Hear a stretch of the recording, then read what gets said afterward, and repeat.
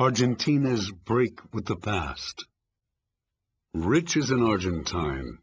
That was a common epithet in Europe before World War I, a time when Argentina was viewed by the public and by investors as a land of opportunity.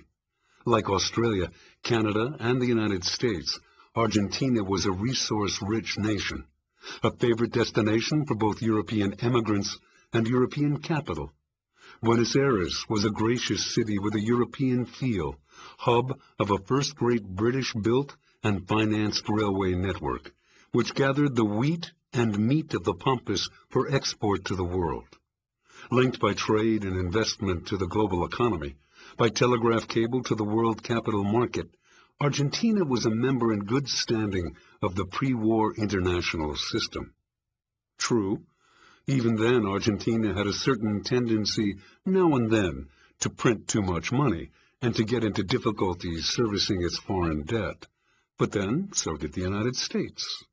Few could have imagined that Argentina would eventually fall so far behind. The interwar years were difficult for Argentina, as they were for all resource-exporting countries. The prices of agricultural products were low in the 1920s and crashed in the 1930s, and the situation was made worse by the debt run-up in happier years. In effect, Argentina was like a farmer who borrowed heavily when times were good and finds himself painfully squeezed between falling prices and fixed loan payments. Still, Argentina did not do as badly as one might have expected during the Depression. Its government proved less doctrinaire than those of advanced countries determined to defend the monetary proprieties at all costs.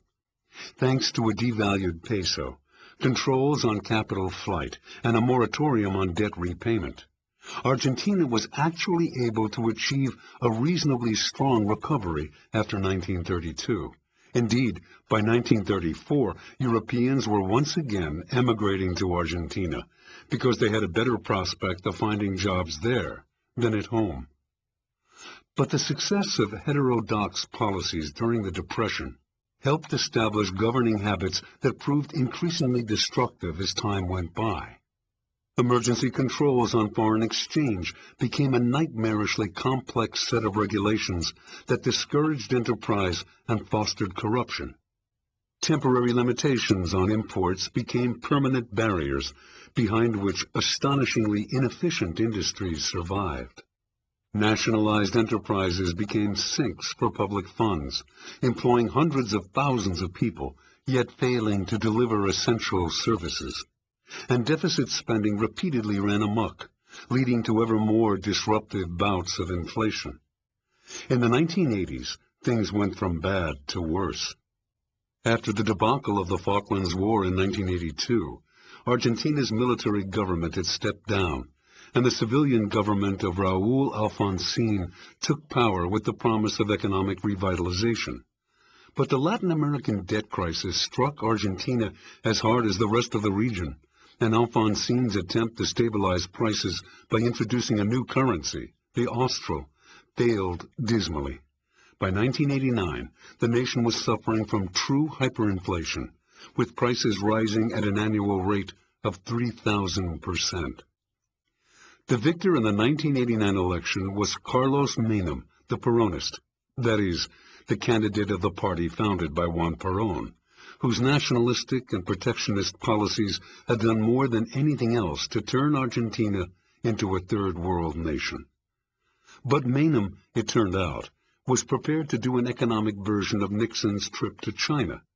As finance minister, he appointed Domingo Cavallo, a Ph.D. from Harvard, of the same vintage as Pedro Aspe, Mexico's finance minister during the lead-up to its crisis. And Cavallo devised a reform plan even more radical than that of Mexico. Part of the plan involved opening Argentina up to world markets, in particular ending the long-standing destructive habit of treating the country's agricultural exports as a cash cow to be taxed at prohibitive rates in order to subsidize everything else. Privatization of the country's immense and utterly inefficient state-owned sector also proceeded at a rapid clip. Unlike Mexico, Argentina even privatized the state-owned oil company. Because Argentina's initial policies were arguably among the worst in the world, these reforms made a huge difference. But the distinctive Cavallo touch was the monetary reform. In order to put a definitive end to the country's history of inflation, he resurrected a monetary system that had almost been forgotten in the modern world: a currency board. Currency boards used to be standard in European colonial possessions. Such possessions would ordinarily be allowed to issue their own currency, but the currency would be rigidly tied in value to that of the mother country, and its soundness would be guaranteed by a law requiring that the domestic currency issue be fully backed by hard currency reserves. That is, the public would be entitled to convert local currency into pounds or francs at a legally fixed rate, and the central bank would be obliged to keep enough of the mother country's currency on hand to exchange for all of the local notes. In the post-war years, with the decline of colonial empires and the rise of active economic management, currency boards faded into oblivion. True, in 1983, Hong Kong, faced with a run on its currency, instituted a currency board pegging the Hong Kong dollar at 7.8 to the U.S. dollar. But Hong Kong was itself a sort of colonial relic, albeit a remarkably dynamic one, and the precedent attracted only limited attention.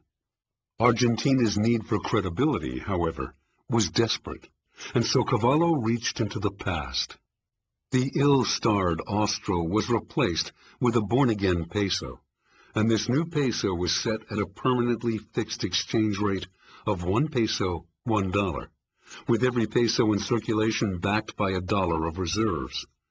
After decades of abusing its money, Argentina had, by law, renounced the ability to print money at all, unless someone wanted to exchange $1 for a peso. The results were impressive. Inflation dropped rapidly to near zero.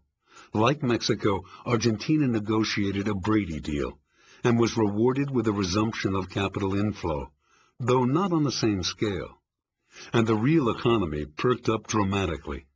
After years of decline, GDP increased by 1/4 in just 3 years.